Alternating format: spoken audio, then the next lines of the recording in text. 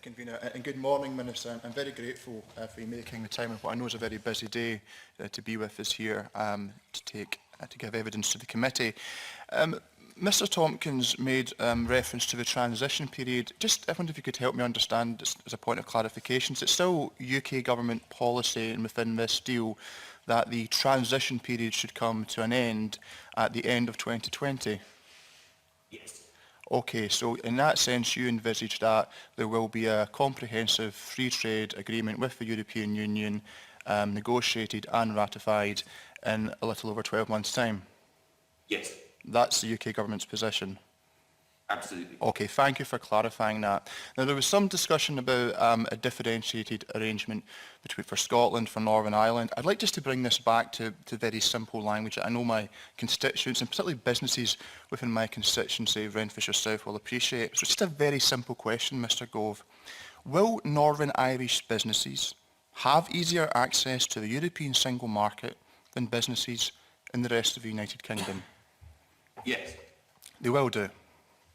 Do you Yes. think this puts businesses within Scotland and indeed in England and Wales at a competitive disadvantage to businesses in Northern Ireland? No, it need not. It's not. Why would it need not? There are, if we secure the free trade agreement that we are looking to secure, then it should be the case that there will be no quotas, no tariffs, no quantitative restrictions, no additional friction, and that would allow businesses in Scotland, Wales and England to have full access to the EU market. But it is of course the case that in Northern Ireland there are specific factors which mean that we want to ensure that there is no need for infrastructure at or near the border, and that requirement, which was, as Professor Tompkins pointed out, something that my friend Mike Russell insisted on, we have ensured that this deal delivers on that. Very much appreciate the delicacy and the sensitivities of Northern Ireland. My question more pertains to what the economic impact would be for businesses in Scotland.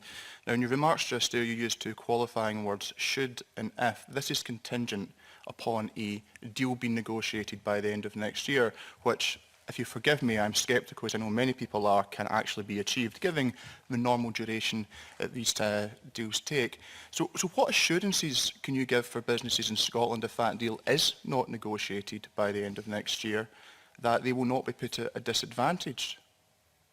We will be doing everything we can as a UK government, and I hope with the help of colleagues in the Scottish Parliament and the Scottish Government, to ensure that we get a good free trade agreement. It's emphatically in the interests of both the EU and the UK, and it's also been the case during the period that we've been negotiating the withdrawal agreement and the political declaration that progress has been made in mutual understanding in a variety of areas, like a satisfactory level playing field, which should mean that these negotiations can be concluded very quickly.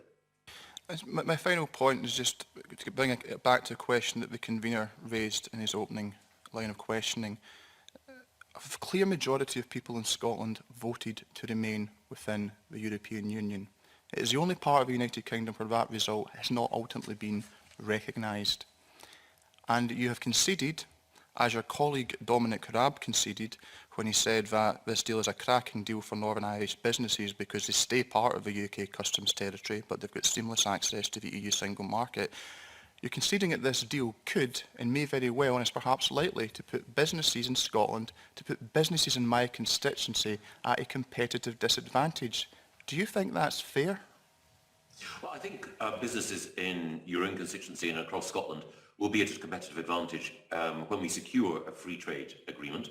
One of the things that would put businesses in Scotland at a competitive disadvantage would be if Scotland were to separate from the United Kingdom and that we were to have new strains, new tensions and new friction in that economic, social and cultural and political relationship. Well, thank you for answering my questions, but I don't think businesses in my constituency will be reassured by that at all.